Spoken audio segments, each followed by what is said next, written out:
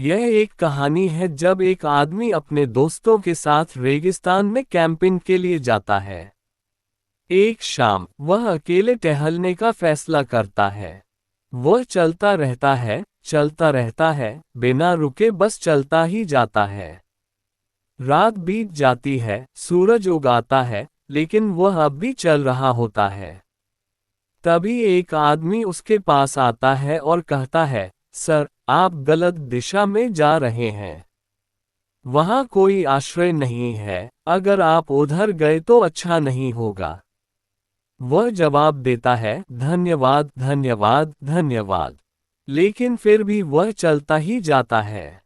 कुछ समय बाद उसे सामने एक नखलिस्तान ओएसिस दिखता है। वहाँ खजूर के पेड़ हैं, पानी है।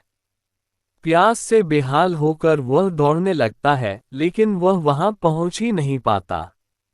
अंततः थक कर गिर पड़ता है। उसके होंठ पूरी तरह सूख चुके होते हैं। तभी कोई उसे उठाता है, एक सुरक्षित जगह पर ले जाता है और पानी देता है। वह आदमी कहता है, मैं रेगिस्तान में रहता हूँ। मैं जानता हूँ कि तुम जो देख रहे हो वह असली नहीं है।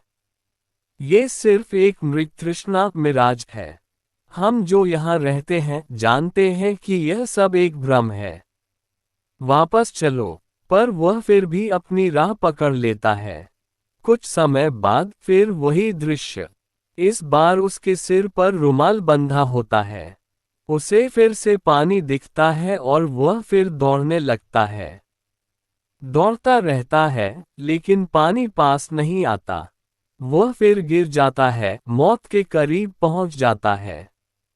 एक बार फिर कोई उसे बचाकर सुरक्षित स्थान पर ले जाता है।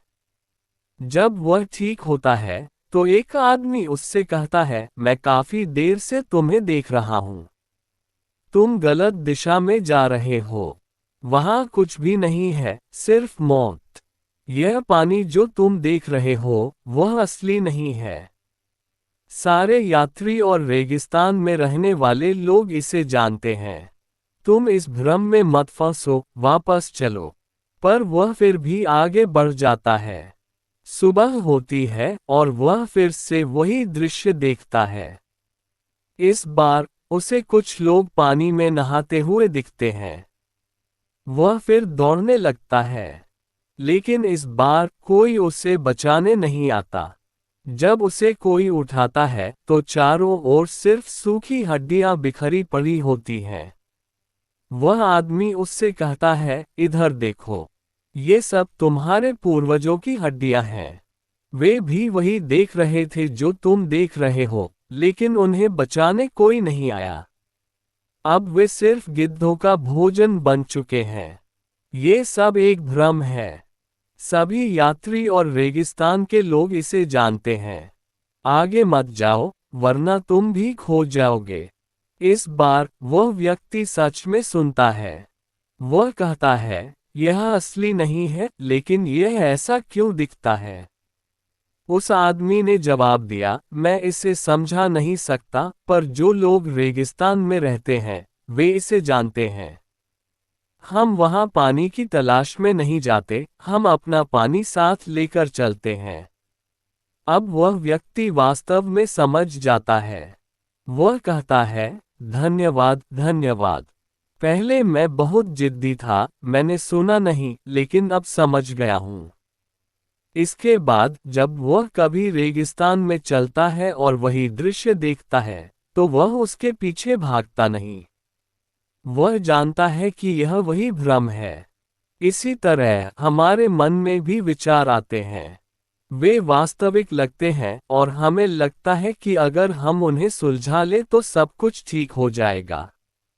लेकिन अगर हम उनका पीछा करते रहेंगे तो बस अपनी ऊर्जा नष्ट करेंगे। हमें वहीं रहना चाहिए जहां हम हैं, अपने वास्तविक स्थान पर।